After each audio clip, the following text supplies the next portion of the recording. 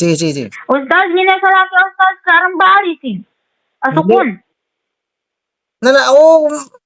Ganyan talaga kasi iba-iba kasi yung Quran na pagkakasulat. Pero ang sa standard na Quran ngayon ay tuwing makakita ka ng lahat ng nun na bumanga ng letra ng ikhfa ay wala kang makikitang sukun. Tingnan mo dito sa akin walang sukun. Pero yung sa iyo ay mayroon sukun. Huwag mo nang pansinin niya kasi yung Quran na gamit mo application, hindi yung mga ganyan kasi yung yan yung ginaya, yung pagkakasulat sa Quran na sinaunang Quran. Yan. Kahit ya at saka wow na idgham ay may sadda na kung tutusin dito sa akin ay wala. Iba kasi yung pagkakasulat sa application mo eh. Huwag mo nang pansinin yan. At least ito yung basihan mo dito sa akin. Dito sa akin yung basihan mo. Tahid. Ganito. Dhalika ma kunta minhu tahid. Sige. Minhu tahid. Zalika ma kunta minhu tahid. Ganun kasan ba sa inyo? Hindi. Yung zalika ay palitan ng zalika kasi walang mad dito. Ma kunta, palitan mo ng kunta kasi walang mad dito. Yung bigkas mo na minho ay wag mong sabihin na sabihin mo na minho. Yung bigkas mo na minho ay palitan mo ng minho kasi walang mad dito. Wag kang magpatag ng walang mad. Ganito. Zalika ma kunta minhu tahid.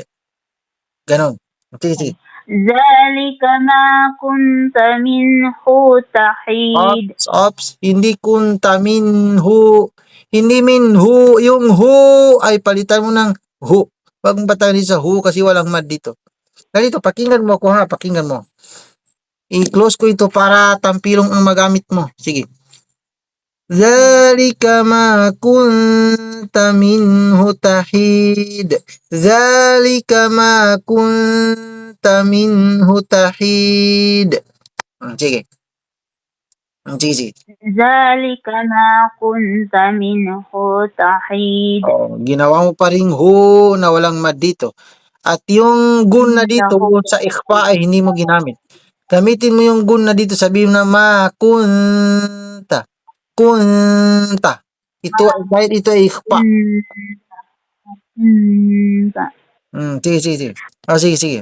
Zalika ma kunta minhu tahid. Ginawa mo pa rin kunta, pinatagal mo, ginawa mo pa rin hu. Huwag mong patagalin. Sabihin mo na, Zalika ma kunta minhu tahid. Sige. Minhu tahid. Zalika ma kunta minhu tahid. Ginawa pa rin minhu. Ganito, pansinin mo ha. Zalika. Ma, ito yung may mad. Zalika ma kunta. Huwag mong sabihin na kunta. Huwag. Sabihin mo na kunta kasi walang mad dito. Ito ay minho. Ito ay minho. Huwag mong sabihin na minho. Huwag kasi walang mad dito. Minho. Tahid. Zalika ma kunta minhu tahid. Sige. Zalika ma kunta minhu tahid. Ginawa mo pa rin hu. Bumamit ka pa rin ng mad dito sa hu. Ayusin mo. Sige. Zalika ma kunta minhu tahid.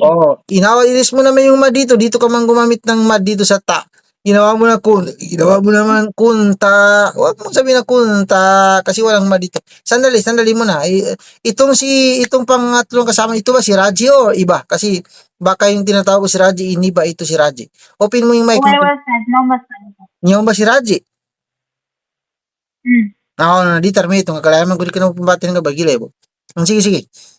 Zalika ma kunta minhu tahid. Gayahin mo na lang ako para mabasa mo ng tama. Zalika ma kunta minhu tahid. Hindi mo ginamit ito, hindi ka gumamit ng gun na dito at gumamit ka ng mad dito. Yung bigas mo, zalika ma kunta minhu tahid. Ganito. Zalika ma Pagdating dito sa nun at saka ta, ay pansinin mo ako dito sa nun at saka ta. Sabihin mo, kunta. Kunta. Mag-stammer ka dito sa kunta. Sige.